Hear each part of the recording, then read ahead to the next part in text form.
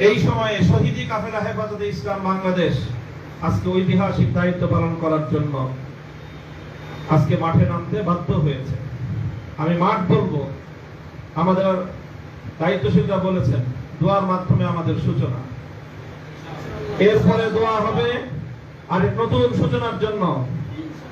এদেশে নতুন এক সূর্যোদয় হবে, স্পষ্ট ঘোষণা করতে চাই। আর যদি একটা গুলি চলে, হেফাজতে ইসলাম বাংলাদেশ ঘরে বসে থাকতে পারবে না।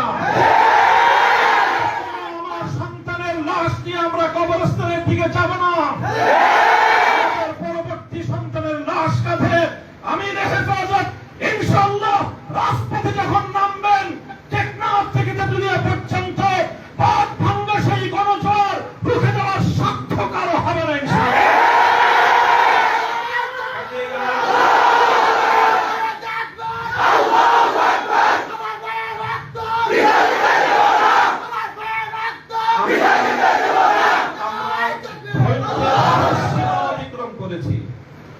পরিস্থিতি এভাবেই যদি চলতে থাকে, আর যদি আমাদের দেশের জনগণের নিরাপত্তার দায়িত্বে নিয়োজিত আইন শৃঙ্খলা রক্ষাকারী বাহিনী বুলেট যদি আর বন্দুকের নল থেকে আরেকটি বুলেট ছুড়ে, তাহলে বাংলাদেশের পরবর্তী কোন অভ্যুত্থান অবশ্যম্ভাবী হবে।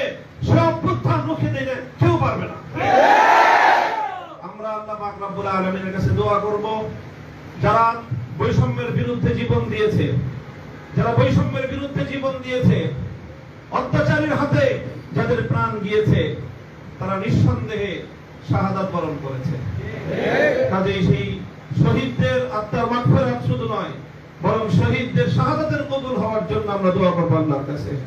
এবং সেই শহীদদের উসিলায় আল্লাহ যেন আমাদের আগামী প্রজন্মকে এভাবেই সকল বৈষম্য, জুলুম, অবিচার, অন্যায়ের বিরুদ্ধে রুখে দাঁড়াবার এক অদম্য সাহস যেন আল্লাহ পরবর্তী প্রজন্মের বুকে বুকে দান করেন, সেই দোয়া ইনশাআল্লাহ আমরা করব।